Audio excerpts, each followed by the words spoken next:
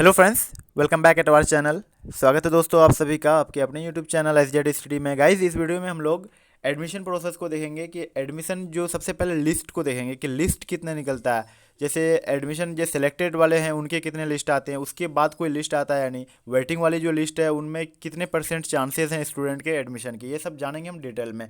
अगर आपका वेटिंग में आ गया तो एडमिशन होगा या नहीं, अगर होगा भी तो किस बेस पे होगा, क्या क्या मतलब उसकी चांसेस कितने परसेंट हैं आपके, और कौन कौन से सब्जेक्ट्स मिलेंगे आपको, उसके बाद वेटिंग कितना क्लियर होता है, उसके बाद वेटिंग वाले को कब बुलाया जाता है, ये सब हम जानेंगे। ओके गाइस, बने रहिएगा वीडियो का लास्ट तक। एंड वीडियो अगर पसंद आ रहा हो तो वीडियो को लाइक ज़रूर कीजिएगा एंड शेयर कीजिएगा अपने फ्रेंड्स के साथ। एंड चैनल पे अगर नए हैं तो चैनल को सब्सक्राइब ज़रूर कीजिए।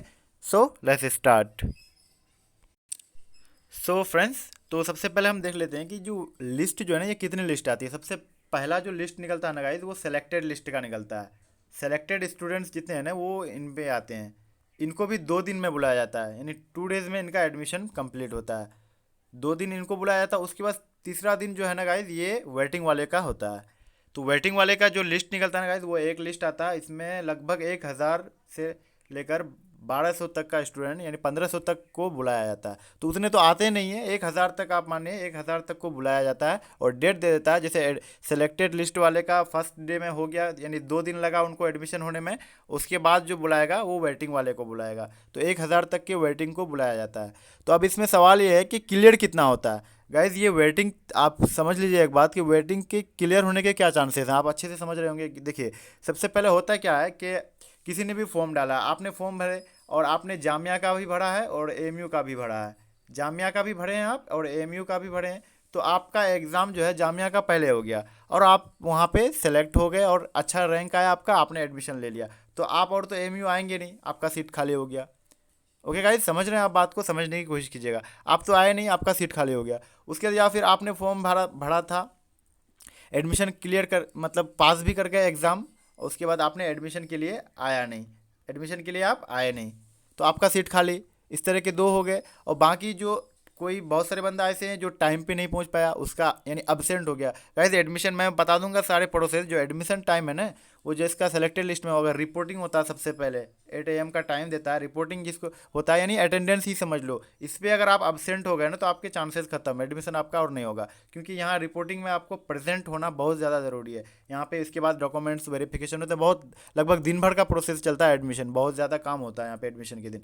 तो सबसे पहला जो काम होता है आपका रिपोर्टिंग का होता है। अगर उस वहाँ नहीं पहुँचे तो आपका जो आप हैं एब्सेंट लग गया, उसके बाद वेटिंग वाले का चांस बन जाएगा वहाँ। तो इसी तरह देखिए, समझ गए आप कि वेटिंग के क्लियर होने के चांसेस क्या क्या है। किसी ने कहीं और जगह एडमिशन ले लिया तो उसका वो तो सीट खाली होगा, फिर कोई पहुंच नहीं पाया वो खाली हो गया, कोई अब्सेंट हो गया वो खाली हो गया। तो उसी तरह के मतलब किसी ने नहीं लिया अपनी मर्जी से, कोई नेक्स्ट ईयर लेगा, तो ये सारी चीज़ें में वेटिंग लिस्ट जो है क्लियर होती है। तो देखिए, आप क्लियर कितना होता है, सवाल ये है। तो देखिए, अगर लास्ट ईयर बोला जाता है कि लास्ट ईयर 1,000 वेटिंग्स क्लियर हो गए थे। ये कैसे क्लियर हुए गाइस? वेटिंग वाले का जब एडमिशन होता है ना, आप देखेंगे क्या होता है कि एक से लेकर आवाज़ लगाते हैं कि इतना, जैसे रैंक वेटिंग वाले का भी रैंक होता है कि आपका कितना है, यानी चांस मेमो लिस्ट बोलते हैं उसके, उसमें आपका रैंक कितना है। तो 1 से लेकर 100 तक का नाम लेगा या 20 तक का नाम लेगा। तो इसमें आप देखेंगे क्या गाइज, सॉरी सॉरी गाइज, कुछ डिस्टर्ब हो गया थोड़ा आपको। देखिए, जैसे 1,000 वेटिंग क्लियर होता है ना, 1,000 वेटिंग क्लियर होता है, तो इसमें क्या होता है, जैसे बुलाया जाता है तो 1 से लेकर 20 तक बुलाया जाता है। तो ये क्या है कि एक 20 तक में ना आपको सिर्फ 5 स्टूडेंट मिलेंगे।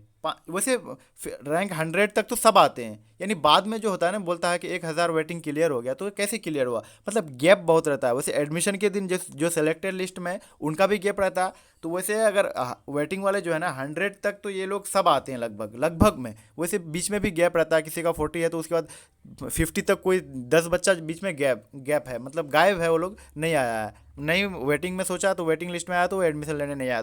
तो इस हिसाब से जो क्लियर होने के चांसेस है ना, बहुत ज़्यादा होता है। अगर आपका 200 भी है वेटिंग, तो आपके क्लियर होने के चांसेस है। क्यों? क्योंकि आपके पहले जितने सारे वेटिंग लिस्ट के स्टूडेंट्स हैं ना, वो नहीं आए हैं बहुत सारे। तो जितने नहीं आते हैं उतने क्लियर होने के चांसेस ज़्यादा होते हैं। जैसे बोला जाता है कि 1,000 क्लियर हुआ, तो इसका मतलब ये नहीं कि 1,000 स्टूडेंट और एडमिशन हुए, ये नहीं है। इसका मतलब ये है कि बीच में जो है ना गैप रहता है। जैसे 1 से लेकर 50 तक का नाम लिया, तो उसमें से लगभग 15 स्टूडेंट गायब हैं, तो ये 15 स्टूडेंट तो 100 वेटिंग क्लियर होना था, तो 15 और बढ़ेगा ना।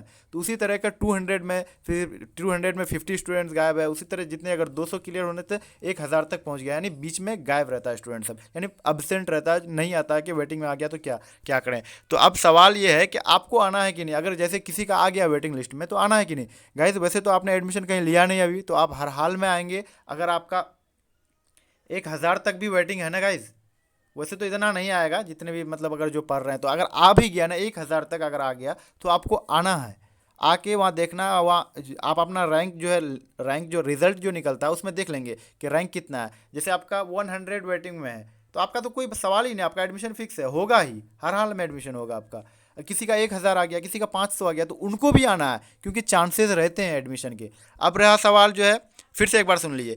अगर 100 टॉप 200 में अगर आप हैं वेटिंग में, 200 में अगर आप हैं, तो आप सोच रहे हैं कि 200 वेटिंग में है हम, तो आए कि नहीं। डेफिनेटली गाइज आपको आना है, हर हाल में आपका एडमिशन हो जाएगा भाई। आप एडमिशन ले लेंगे। और यहाँ मेन जो बेनिफिट है ना आपका, वो क्या है कि अगर आपको कोई भी सब्जेक्ट, जैसे ह्यूमैनिटीज़ का कोई सब्जेक्ट आप लिए जो आपको पसंद नहीं है, लेकिन एडमिशन लेना हमको, तो वो ले लिए, तो आपका सेकेंड ईयर में क्या होता है, वो सब्जेक्ट आप चेंज कर सकते हैं।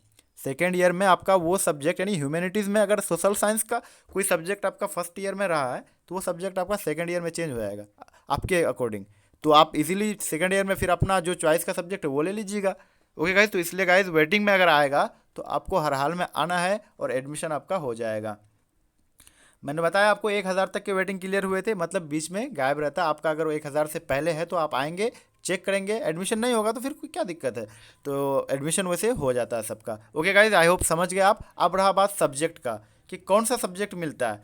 गाइज देखिए, सब्जेक्ट अगर जैसे वैकेंसी रहेगी सब्जेक्ट में तो आपको मिल जाएगा आपके चॉइस का, लेकिन नहीं है तो आपका वहाँ बोर्ड लगा हुआ रहता है, वहाँ पे लिख दिया हुआ रहेगा, लिखा हुआ रहेगा कि इसमें जो ये सब्जेक्ट्स फुल हो गए हैं, इनमें से आपको नहीं मिलेगा। इसको छोड़ के आप कौन सा सब्जेक्ट चाहते हैं वो आपको मिल जाएगा। जैसे हिस्ट्री, अब वहाँ अगर लिखा हुआ रहा है, ज्योग्राफी लिखा हुआ है, पॉलिटी लिखा हुआ रहता है, तो ये तीनों आपको फुल है, वहाँ पे लिखा हुआ रहता है, आपके सामने बोर्ड लगा हुआ होगा बड़ा सा, वहाँ लिखा हुआ रहता है कि ये सब्जेक्ट जो है फुल है, इसमें वैकेंसी नहीं है। आप इसके अलावा जितने सब्जेक्ट्स हैं इसके लिए आप फॉर्म डाल सकते हैं, इसमें आपको एडमिशन मिल जाएगा, क्योंकि सबसे पहले मेन सब्जेक्ट चूज़ करना होता है, उसके बाद सब्सिडरी।